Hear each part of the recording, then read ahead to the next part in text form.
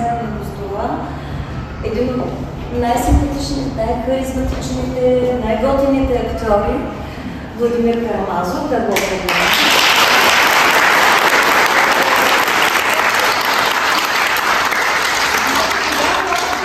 Днес така ще имам възможност да разговаряме с него. Не знам дали е подготвен емоционално, психически, физически за едно блиц интервю с един малък човек. Не знам дали сте бил интервюиран толкова малък бъдещ журналист, но в ролята на интервюер ще бъде Симеон от 3-ти Б клас, за да може да чуете интересни неща от дебютната, нали така, книга, която е тук пред вас. Аз имам удоволствието да я прочета на 98%. Но останалите 2% се представям за след срещата, където размисля отново. Така че заповядайте. Ето тук. Може да се запознаеш с него.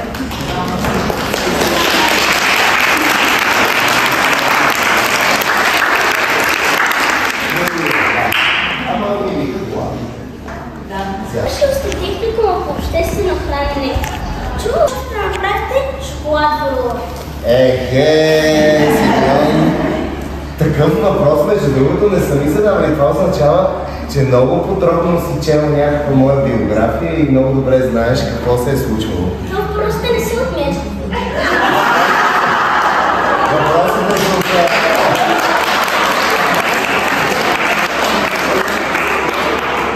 Ама вижте, това също е много хубаво, че детето си е честно. Тази честност много е хубава, Симеон. Но това защото ние сме екип, така че се Ама никой няма, ще си казваш, защото това е най-доброто. Не мога да направя руло, защото рулото на държавни изпити го направиха готвачките от хотела. Аз съм много зле с торта. Правил съм един-единствен път торта в нас. И тази торта, като отворихме хладилника, тя просто потече. И ако искахме да ядеме, трябваше да ядем от хладилника. И всъщност това ми беше първи и последен път за правене на торта. И не мога да правя нищо. Завърших техникум по обществено хранене, поради проста причина, че аз вече исках да бъда актьор. И в главата ми беше само мисълта как да стана актьор и ми се стори, че Тоха е най-лесното училище, в което мога да завърша средното си образование, за да се добера до академията. А моя брат е изключително добър сладкар, който беше преди мене в това училище и беше нещо като звездата в Тоха. И аз отидах и на неговия успех някакси така избутах и завърших Тоха. И отидах след това да уча за актьор. Как се получава шестица на матура без да изчел?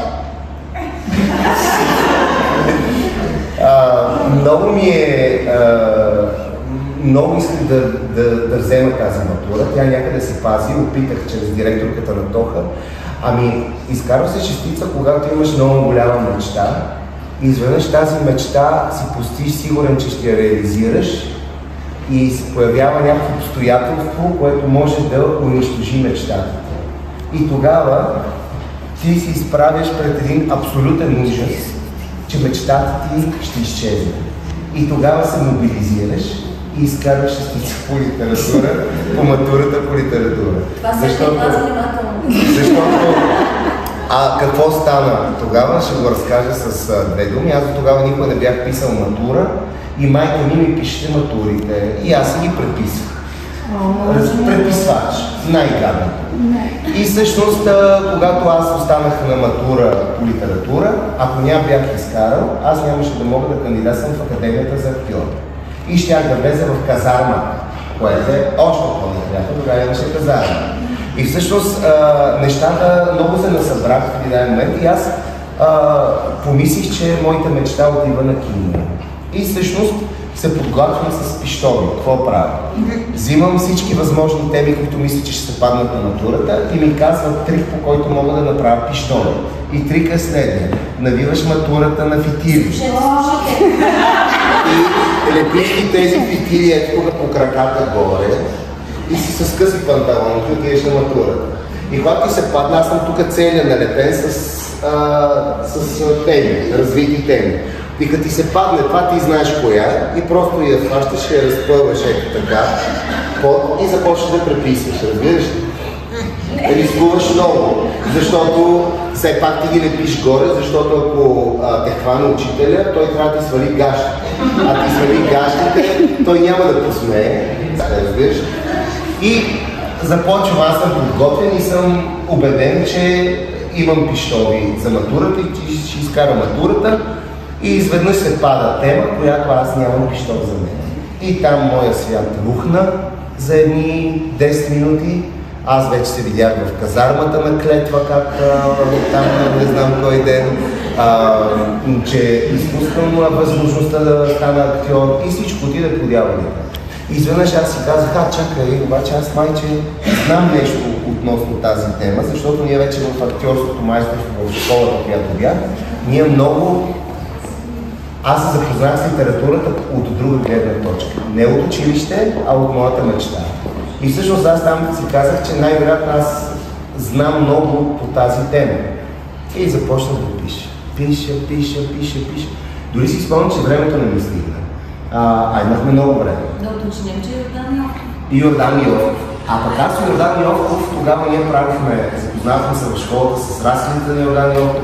След това първата ми професионална роля като актьор от Народния театър беше Албена на Йовков. И всъщност аз започнах да пиша и писах. И обаче си казах, аз кой знае какви глупости съм написал и това е пълна двойка. И всъщност това се оказа единствената шестица от историята на Тоха в Баната.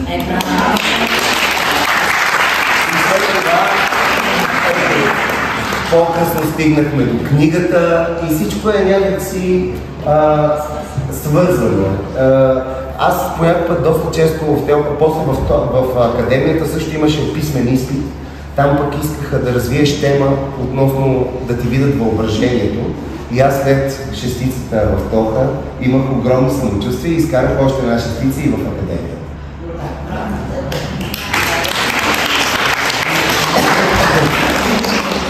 Сигурен съм, че и днес се вълнувахте, когато чухте в телефонната слушалка "Ало". Защо? Не знам, не се вълнува много от Ало, а по-скоро в момента малко съм стресиран от Алото, защото постоянно ми се обаждат някакви хора, които не познавам и доста голяма част от тези хора ми предлагат неща, които аз не искам да направя.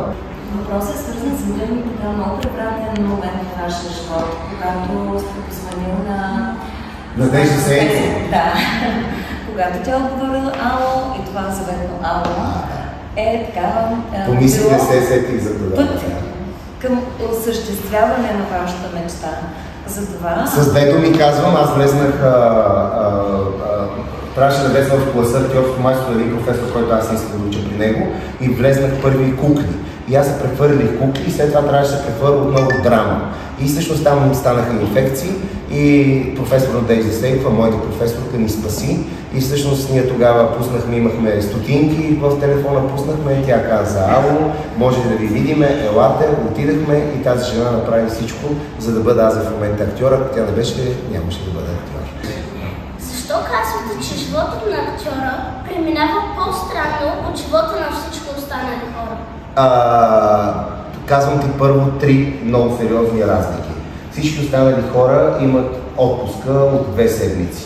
Аз имам отпуска 2 месеца и половина, в която аз не играя. Хубаво нещо.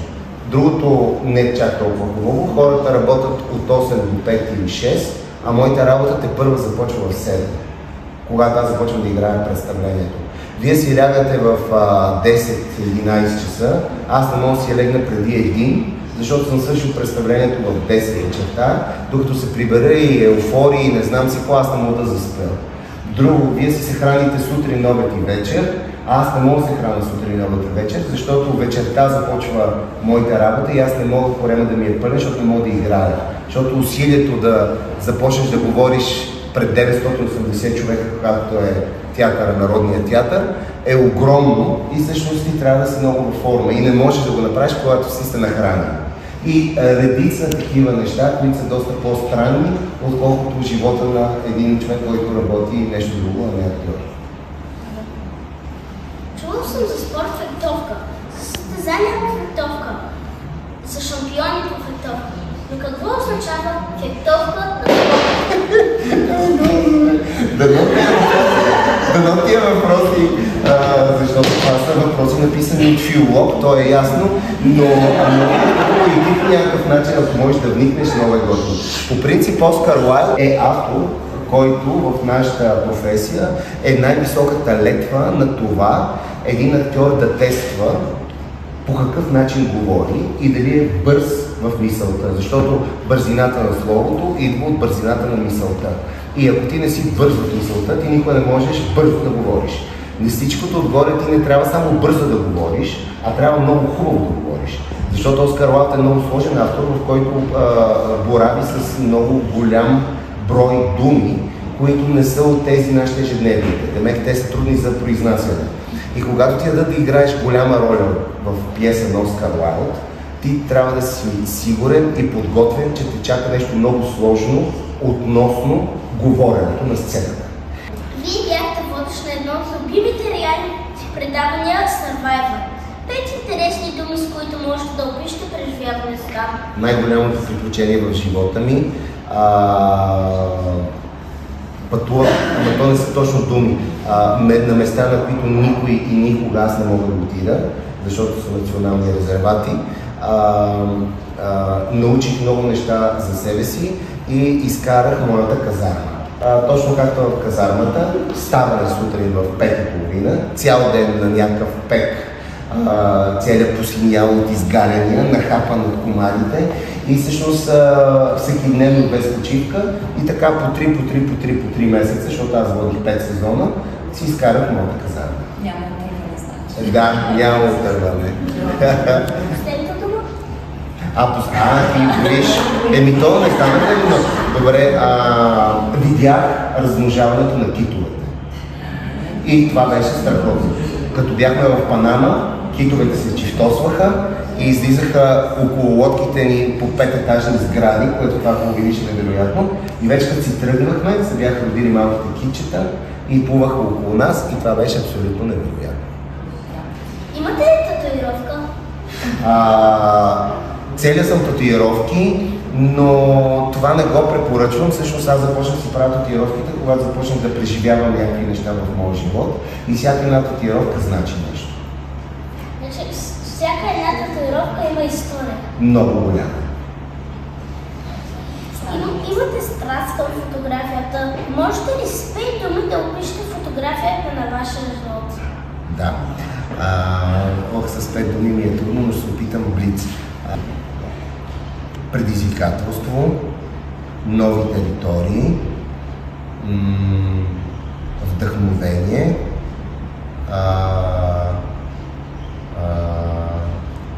научаване на различни житейски истории, много думи, съжалявам, но няма как да го кажа, трябва да го мисля с една дума, и покоряване. Покоряване, защото в момента с фотографията се опитвам да покоря нещо, което ми е много интересно. Направете 3 много смешни детски физиономии. 3 много детски физиономии. Боже, аз не съм правил детски физиономии много давно. Спомням си, с брат ми правихме нещо с джуките, така си обръщаха нещо и се правихме на не знам какви, защото ние с брат ми, между другото, много правихме някакъв театър в нас, също правихме на японци и седяхме така с часове с брат ми и другото нещо си разчеквах моста да е така. Не знаете защо. А ние с брат ми, между другото, си правихме театър за къщи. И постоянно се правихме. Между другото, това с устата беше много интересно, защото ние с брат ми се правим на жаби, а във Витис, като бяхме, ни караха да се правим на първи курс, първи семестър, да се правим на животни. И всъщност аз го изиграх това. Изиграх някаква жаба варан. Чувате ли ми? Благодаря, пожелавам ви здраве, успехи и много пътешествия, ако въобще са останали места, които не сте посетили. И добри хора по пътя. Много.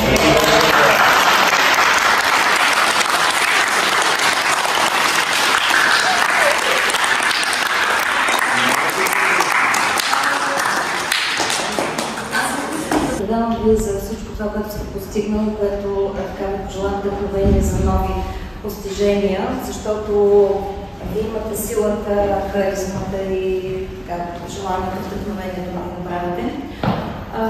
Аз също имам много вдъхновения в своя живот и част от тях са тук пред вас. Това са едни хора, които аз страшно много обичам и без които моят живот не би бил същия и не би имал този смисъл. Но тази година е една много специална година за мен и за всичко, с което аз съм се захванала да правя. 25-та година. Има някаква символика и в цифрите. 25-та година, 25 години, частно образование в Стара Загора изобщо. И всъщност първите стъпки направихме с нашата детска градина Ян Бибиян.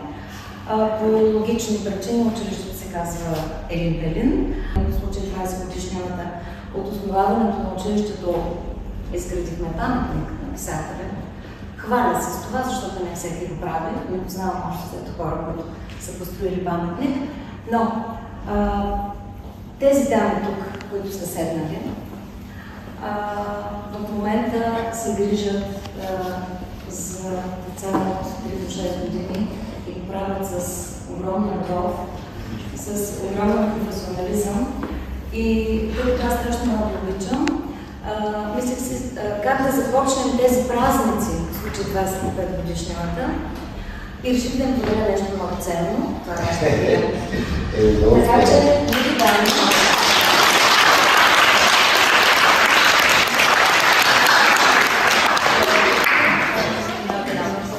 заповядай.